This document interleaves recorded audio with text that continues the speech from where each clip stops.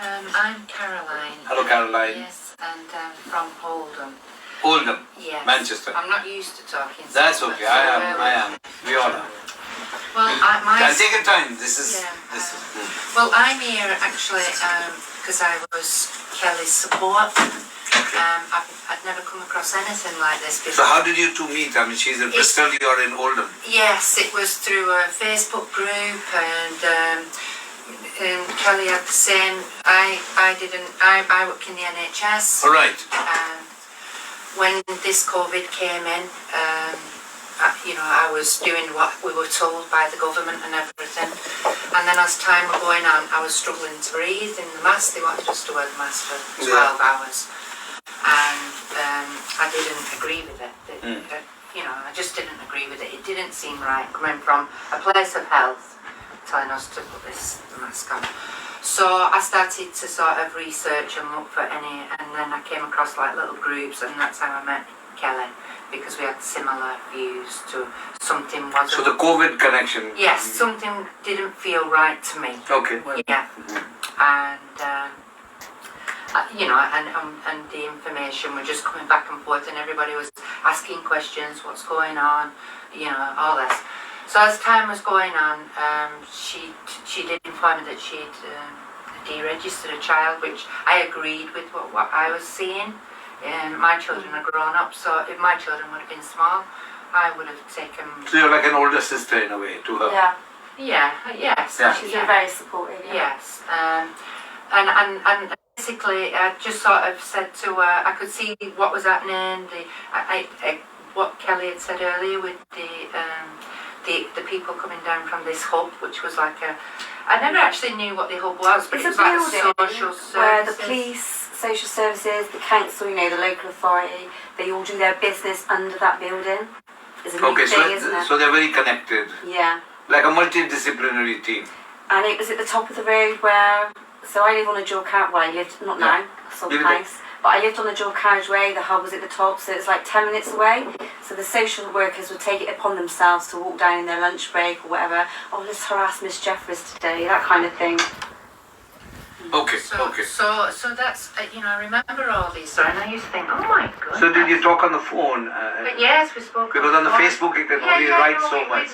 We'd ring each other, speak, and I just thought, oh my God, it just didn't seem right. Yes. Because at that time, what I was seeing around me, what I was picking up on, a lot of people were deregistering the children. Okay. So for this lady, who I'd not actually met in person at this time, it was nothing, I was just thinking that everything, I didn't realise you was allowed to do that. Okay. Because you just don't think you can stand up. And anyway, so as time was going on, we met up, didn't we? We went to some protests. Yeah, I went to a protest, and where? It was down London, and it was. So both of you went from Bristol and London. It wasn't a protest as such. It was more of a gathering, and it was more of children, balloons, and it was quite nice. But it gave you some moral courage. Yes, and you got to meet people who similar minded. Yeah. So we had some nice times, and then it started more and more, didn't it, with this whole harassment. The harassment was getting, and I had said to Kelly, she'd never been up to my house. I had said, I'm always here. Okay. I would never desert anybody. Yeah. My house is always here if you ever need me. And she started. You've just seen what I've gone through, and she's just been really supportive. And I said, yeah, I'm here. So you did phone me up and say you were coming with the little boy. Yeah. So they came, and it was lovely, weren't it? I met, we've all had a lovely time in London, and then we had a nice time up at ours for 2 days, was it? Yeah, 2 days. So basically, I would say that I become a targeted individual, and anyone I'm associated with has been targeted too. So obviously, because I'm friends with Caroline, she's been a targeted individual.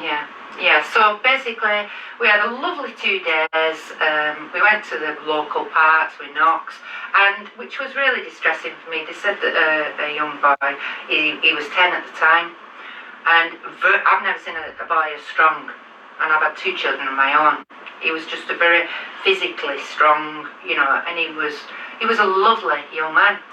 But they said he was malnourished. And that's what I I was really surprised at that.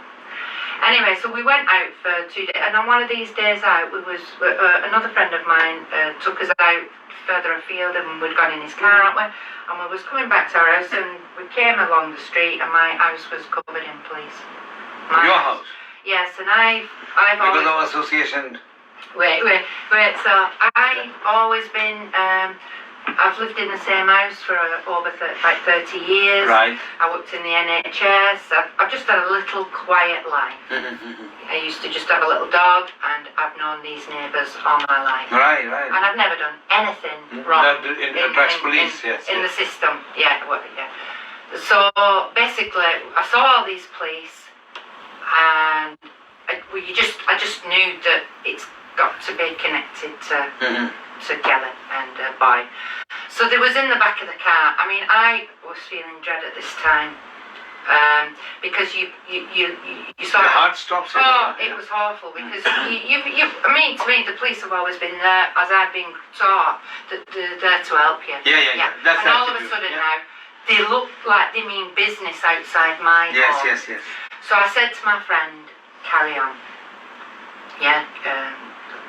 Carry on. Driving. Yeah. Don't stop. Yes, which we did. And They saw you? no, they Okay. didn't see us. And you can see I'm reliving it again now, Yeah. can't you? Yes. Because they do fear you. Yeah. Yes.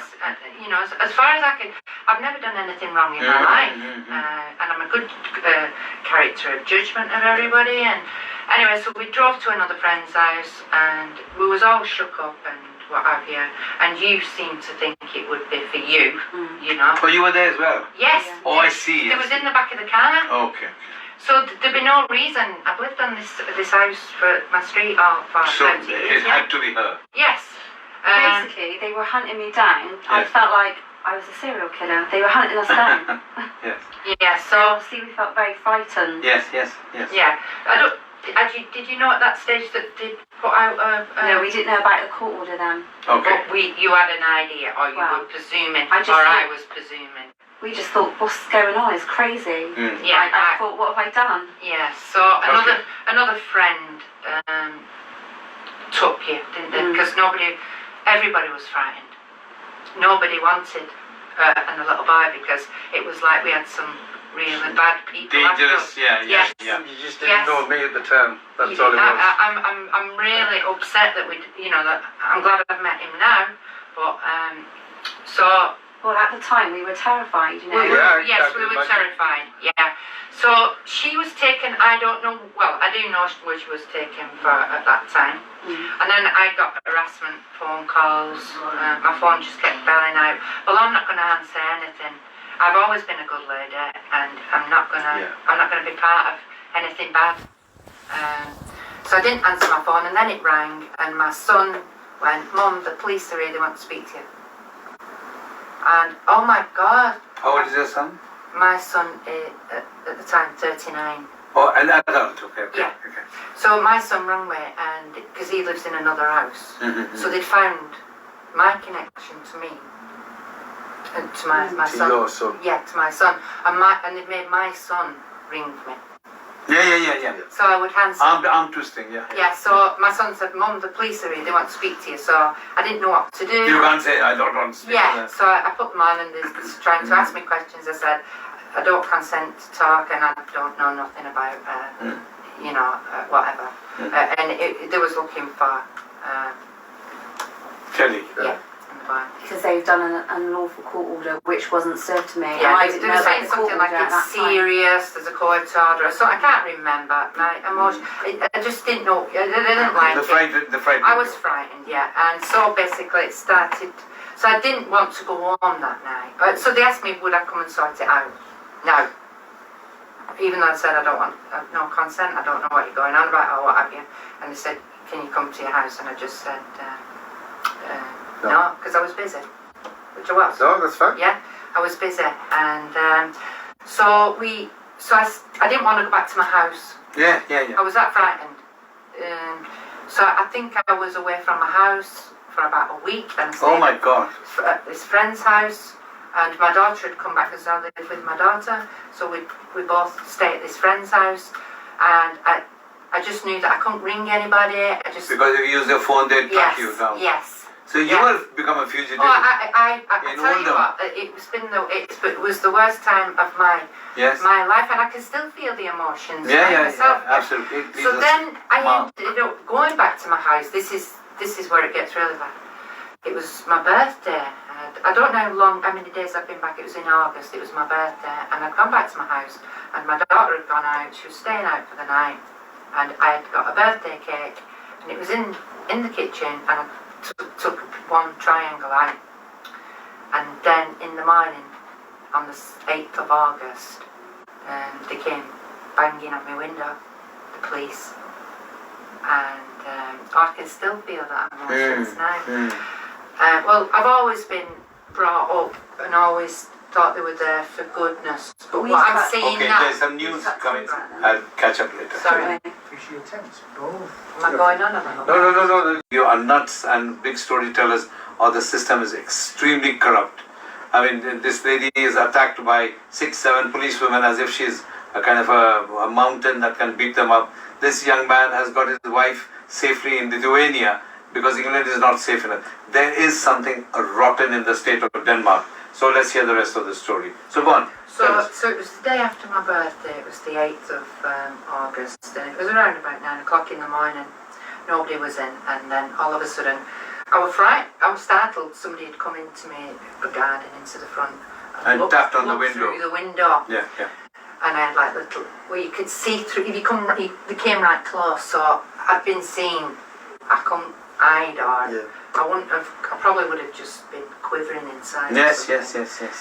So I just automatically walked to the door, because that's how we've always been, you know, Yeah, they've been around me in my job. That's I what we worked normally in the do. NHS and they've been around me, and so I just sort of walked to the door, but I've been sort of learning things like, you know, you don't have to do what they say. If there's no crime, there's nothing happened, and you know. Anyway, I just walked to the door, but I didn't open the door. I was trembling. I had a dressing gown on, big slippers, and I was trembling.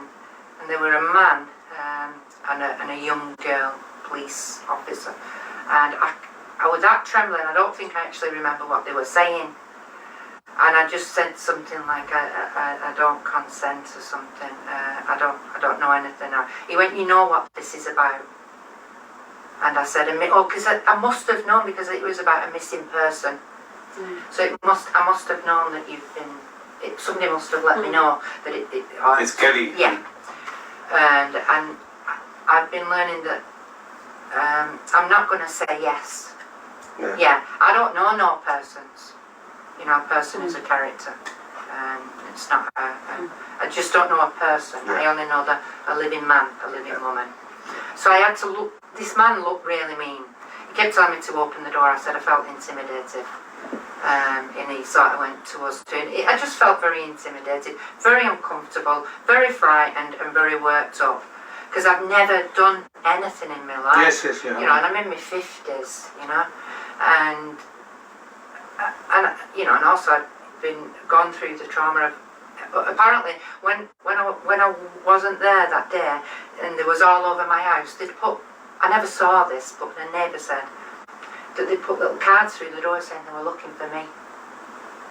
So Yeah, they put them in. So I don't know what my neighbours actually thought of me at this time. This is a little bit after, you know, it was about a week or so later, because I must have looked like.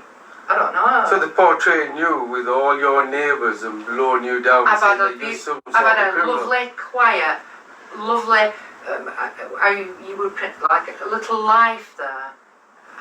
Never done anything, you know, just a nice little life, the flowers, the garden, and all of a sudden I've had police all over my house and all cards put in everybody's neighbours in their houses saying something like, we're looking for Caroline Meadows. Don't worry, just something about get in touch with us or something. It might have said something like she hadn't done anything. I can't remember the exact words. In that it was traumatising. It was ruining They're my wondering if character. you're died or something. Yeah, well, we were about to get worse. Yes. So he stood at the door and I just said, I don't consent, I don't know anything, and whatever I said. And I could see him on the phone to somebody that you can't get into my back garden because there's like a ginnel, and I don't know if they were jumping around the backs of everybody's houses at this stage, but I just said they wanted to come into my house.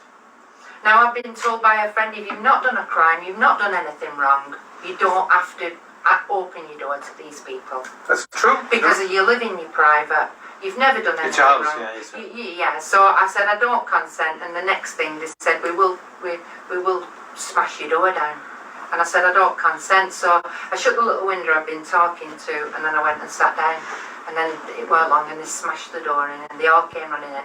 I was that stressed at that stage I didn't know how many were in, because as they were banging the door or they were getting ready to come in, they were all in my back garden, and you can't get into my back garden. You've got to climb over all neighbours. So I must have looked like some major drug lady on selling drugs or something. My neighbours, or elderly neighbours, would have all thought that. And then when they started smashing the door out and they came in, and then I sat on the settee, they all run round the house, and they had one young girl police officer staring. She wasn't. I was sat down, and I didn't know she was staring at me till I looked up, and I'm very fast, and I caught her looking at me. So I was being treated like some criminal. I felt like a criminal. And then the major man, the bad man, he came down and he said, no one's here, why don't you just open your door? And I looked at him and I said, because I didn't have to do. Yeah. And then they just all left. And I was really traumatised by that stage. And then, in fact, I still suffer to So this they came day. to see if Kelly was hiding in your house? Yes, they presumed. A week later, after me seeing all my house, and we was out for the day, lovely day trips, and we'd gone. Well, I went, carry on, don't even look at them police outside my head, just carry on, because it had to be these two. And I don't even know where Kelly now at this stage was, because I can't use my phone. You passed her on, yeah. Because you start to learn, even though you've done nothing wrong in your life, you start to learn that your phones are all hacked up now. Tapped up, yeah. Yeah, you can't talk to no one. You can't even ring another friend and say, can you look after my friend on all this mafia horrible people are after her? You just stuck. So what's the state of play with you now? So basically, I mean, I still get, since that day, I'm trying to get stronger all the time, but I don't like people knocking on my door. Yeah. It still Not in affects that me. way, yeah. And then, I At mean, the airport. yeah, so I don't know what date it was, but later on, a month or two, was it September or October, I can't remember the date, my daughter was planning on going to Mexico with a boyfriend. You said it was the beginning of October, around the 5th. 5th, was it the 5th? And my son had been driving my car. My car, I've always been a good citizen, all taxed and insured. But my son had been driving it all the time, because I hadn't been driving. But he weren't insured for that car. So he said to Demi, he will take her to the airport at 3 in the morning or whatever time it was. So Demi went, yes. So they all set off to the airport, and as soon as they got into the airport, they were pulled by the armed police. Huh? And they jumped on them. All of them. What? Yeah, armed police jumped on them, and they going what my daughter said, because my daughter was very distressed. This was like a couple of months after the August now, isn't it? Yeah. So the armed police jumped on them on what basis? Yes, and they wanted to know whose car it was, and my son were at it, it's my mum's, and they're at it, when did she get it? It's connected to something down south, this car. And I can't remember the full story there, but basically I was under surveillance and my car was under surveillance, and they must have thought I were getting them out of the country. You were smuggling her out. Yeah. And it was just my son going in the middle of the night, dropping my daughter off to get So taxi. following that, the 18th of October, so that was around the 5th of October, they arrested me and abducted Nux. Because I didn't know where she'd gone now. No, we'd had no contact, so Caroline generally didn't know where I was. I with didn't know Nux. where she was. You know, But they're treating all this like some massive thing. Yeah, but honestly, as it's affecting me. if Kelly has stolen somebody else's child Yeah, and is running away yeah. for some malicious purpose when it's the social services who stole the child. It Yeah. seems to me. But I'm trying to protect my child Yeah, from domestic terrorists. yeah. Well, you know, They're evil. George Bernard Shaw said all professions are a conspiracy against the lay. George Bernard Shaw said, once you become a professional, same with most doctors in a very milder way. When a patient I'm retired now, would come to me, I would not read the notes. Because if they are leaving a practice across the road, obviously something's happened. And it isn't that the doctor is always right and the patient is always wrong. Never. It can be the other way around, you know. So they would say, oh, have you read my notes? I said, no. Why? I said, why should I read other doctors' opinions? You talk to me, I've got 1 hour. And then we'll find out.